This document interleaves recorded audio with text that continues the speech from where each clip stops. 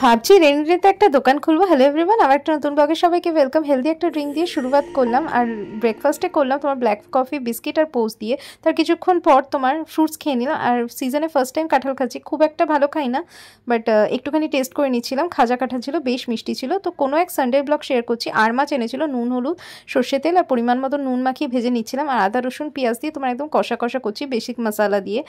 আর তোমার হচ্ছে নামানোর আগে ধনেপাতা ছিটিয়ে দিয়েছিলাম। কলমি শাক বানাচ্ছি, আর বানাচ্ছি একটুখানি তোমার কুমড়ো আর বেগুন ছিল, সেটাকে একটু ভর্তা টাইপস বানিয়ে নিচ্ছি, বেশি করে পেঁয়াজ রসুন কাঁচা লঙ্কা দিয়ে, মানে ভাজা ভাজা করে স্ম্যাশ করে নিচ্ছি। গরম ভাত দিয়ে কিন্তু দারুণ লাগে, ট্রাই করতে পারো। তো এই আমাদের সানডে সিম্পল লাঞ্চ মেনু ছিল, সঙ্গে ছিল টক দই। আর এখন যেহেতু লাগাতার বৃষ্টি হচ্ছে, তো বরের আজকের মতন আবদার ছিল যে একটু বেগুনি বানিয়ে খাওয়াতে হবে। তো আমার কাছে লম্বা বেগুন ছিল, সেগুলোকেই কাট করে নুন হলুদ মাখিয়ে নিচ্ছিলাম। আর এখানে একটা ব্যাটার তৈরি করে নিচ্ছিলাম বেসনে, কালো জিরে, তোমার পরিমাণ মতো নুন, হলুদ গুঁড়ো, লঙ্কার গুঁড়ো, আর তোমার হচ্ছে একটু মিষ্টি দিয়ে আর বেকিং পাউডার দিয়ে ভালো করে ব্যাটারটা তৈরি করে বেগুনিগুলো চুবিয়ে যেরকম নর্মাল ভাজতে হয় সেরকম ভেজে নিচ্ছিলাম। আর সঙ্গে মুড়ি মাখা করে নিচ্ছিলাম, তোমার একটু মটরশুঁটি আর কর্নকে সিদ্ধ করে নিয়েছিলাম, পরিমাণ মতন চানাচুর সর্ষে তেল দিয়ে বর মাখিয়ে নিচ্ছিল। আর এখানে আদা দেওয়া চা বানিয়ে নিলাম।